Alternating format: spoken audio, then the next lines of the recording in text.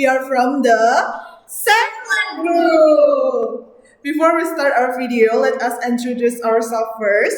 Start for me. My name is Niwedian Septiani with the last student ID number is 004. And me, my name is Yoyana Dedamayanti with the last student ID number is 010. And me, my name is Kadani Birayanti with the last student ID number is 028. And me, my name is Nika Destari Pratiwi with my last study ID number is 034. And our friends. Hello everyone, my name is Gede Sitra Kananya Putra. My number name 015.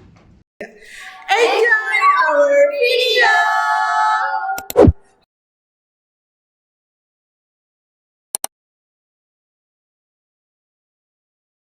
In modern healthcare, diagnosis no longer relies purely on visible symptoms or patient complaints.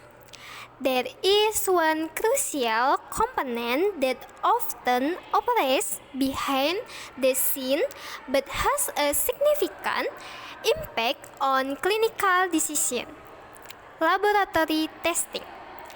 Laboratory tests are performed to analyze biological samples, such as blood, urine, or body tissue, to obtain objective information about a person's health. The key word here is objective.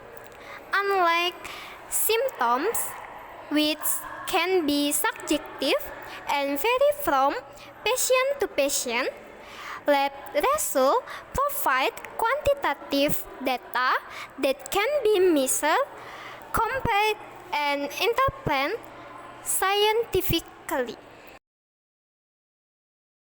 Most modern diagnoses cannot be made based only on clinical observation.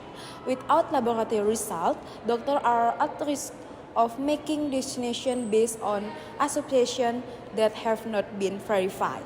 This can lead to misdiagnosis, and the consequences can be very serious, ranging from inappropriate treatment to delay patient care. Doctors are not the only one who determine a diagnosis. In fact, diagnosis is the result of teamwork. Laboratory data play an important role as strong foundation that support and can even correct a doctor's clinical suspicion. Lab results serve several purposes. Number one, confirming a diagnosis. For example, determine whether an infection is actually caused by a specific bacterium. 2. Screening for potential diseases is helping to narrow down the differential diagnosis. 3. Determine severity is such as glucose level or specific enzyme levels. 4. Monitoring treatment is to determine whether the treatment is effective or needs to be adjusted. Lab results must always be interpreted in a clinical context. Abnormal values do not always indicate disease, and normal values do not always indicate good health.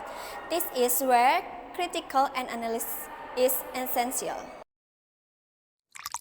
One kind of the disease is malaria.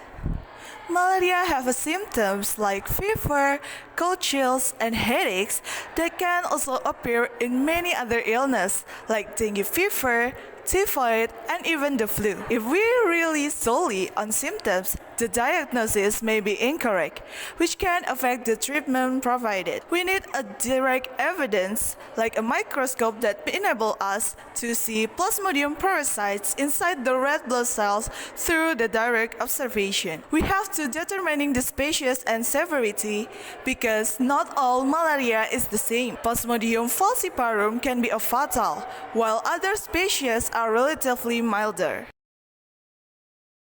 The second one is tuberculosis.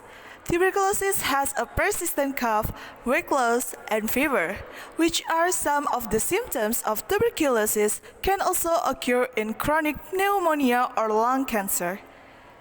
This similarity in symptoms necessitates microscopic examination to distinguish the type of bacteria present in the sample. We have to do a detection of a specific bacteria.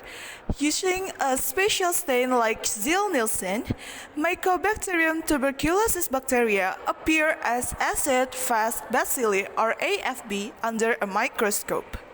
We can also determine the infectiousness when the AFB test is positive. It means the patient has a high bacterial load, means highly infectious. This directly impacts decision regarding isolation and treatment. Here I will explain malaria disease.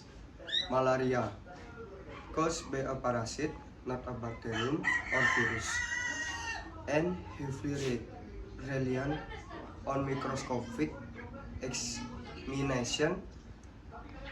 Malaria test, thick and thin blood smears. Role of the microscope: directly observing Plasmodium, parasite inside red blood cell. Without a microscope, it is difficult to distinguish malaria from common fever or other infection.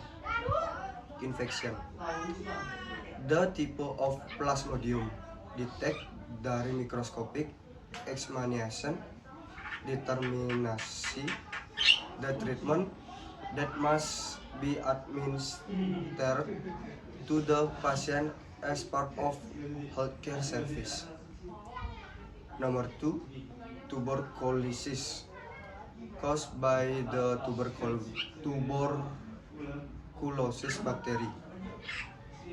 Ziehl-Neelsen staining BTA of sputum. Role of the microscope: identifying acid-fast bacteria, Mycobacterium tuberculosis. Why is this crucial? Symptoms resemble those of other lung diseases without microscopic confirmation. The risk of misdiagnosis is high, which can lead to inappropriate treatment and continued transmission.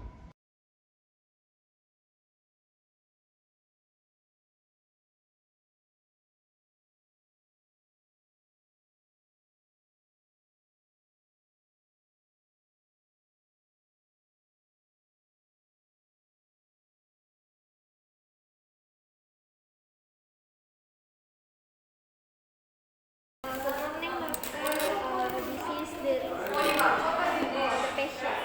Good morning. Let me read them first.